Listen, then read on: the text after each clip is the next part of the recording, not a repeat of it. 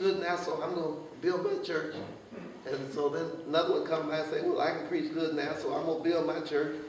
I mean, well, then you don't have no ministers to help the people that come. So it's not how long you've been under a pastor that determines when you're supposed to pastor. You're supposed to pastor right now.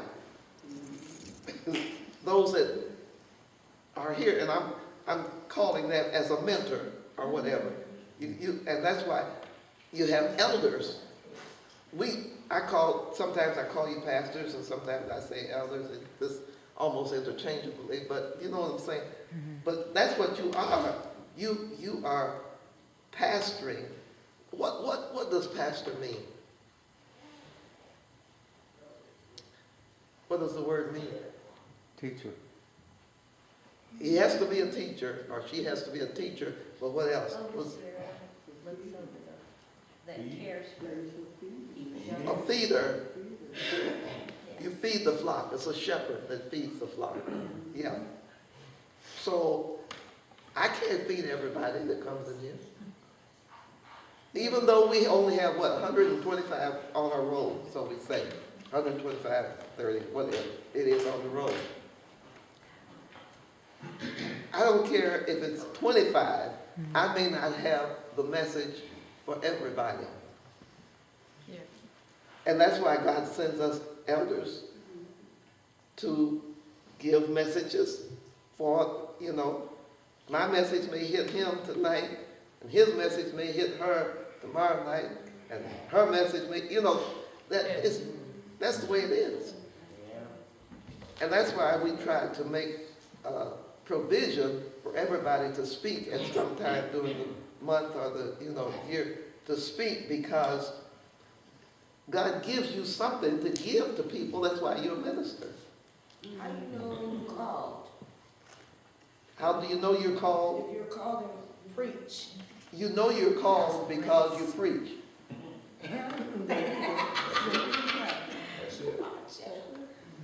How do you know you're a piano player? Because you know how to play the piano. You have a gift to play. You can play. Yeah. Some can play good and some can play a little bit like me. But that's how you know you can play, because you play. You know you can preach because you preach.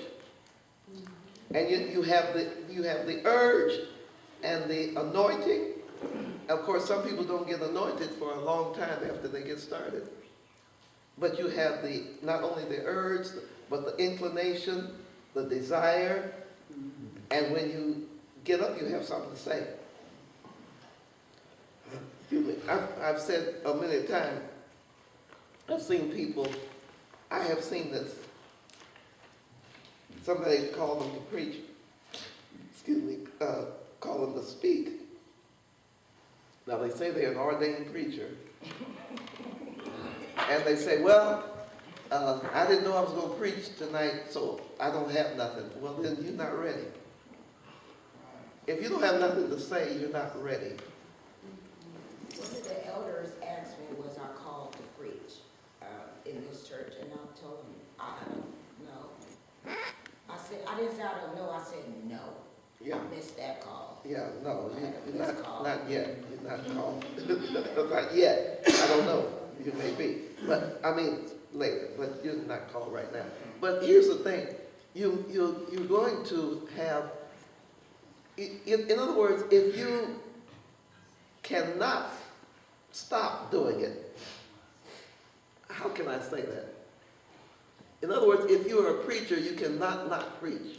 That's a double negative. But you know what I'm saying? I used to get up in testimony meeting when we were back east, not since after I got my license and all that and got ordained, but I used to get up in testimony service, and I would invariably be preaching a sermon.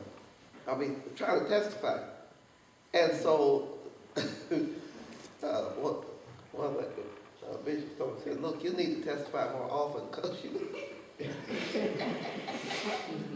testify too much. Oh, Lord. But I would get anointed. and testify. So I realized that anointing, and then when I was in Bible college, of course, I went to Bible college. I didn't go to Bible college to be a pastor or to preach. I went to Bible college so I could teach in another Bible college. That was my desire, to be a teacher in a Bible college. But when we started taking homiletics and the various subjects, well, you know, you have to practice what you're being taught. And so I would get messages. The Lord would give me messages. And I'd give them to one of the bishops. I say, Bishop, this is a message I got. Preach it, you know.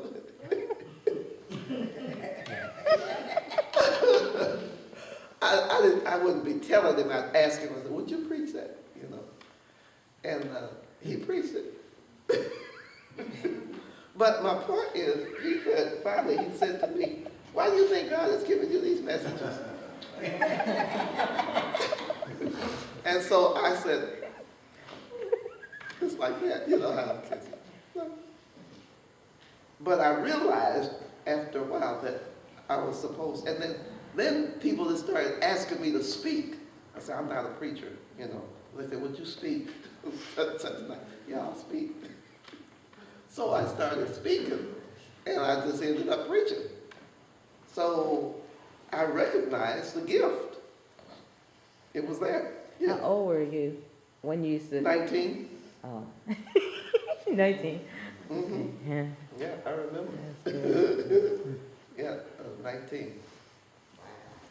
And so, but here's the thing. If you cannot preach and be happy, then you're not a preacher.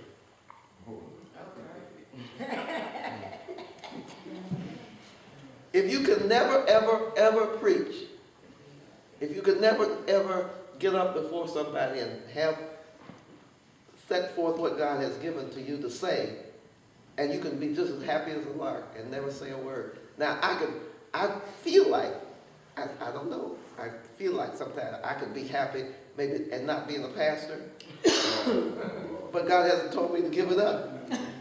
So I know I couldn't be. I can't, in other words, what you can't give up, you know that's what you are. You know, it's even little, the little that I can play a piano, every once in a while I like to get on there and bang. Yeah. So why? Because I can. But, so what I'm getting at is, if what is in you, you cannot do it and be content not doing it, then it must not be your calling. So if you feel like I could never preach another sermon and I'd be just as happy as a lark, then you must not be called. If that's the way you feel, that you could not preach another sermon or never give another lesson, then maybe you're not a minister. But if there's something in you that you get something and you want to give it out, something, and I know that this brother out there, he get up, he like me used to do. He get up to testify and he done preached already.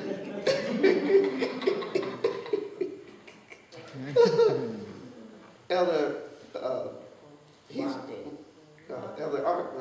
Elder Walden is more like me in the other way. He'd get up to speak, and he's taught.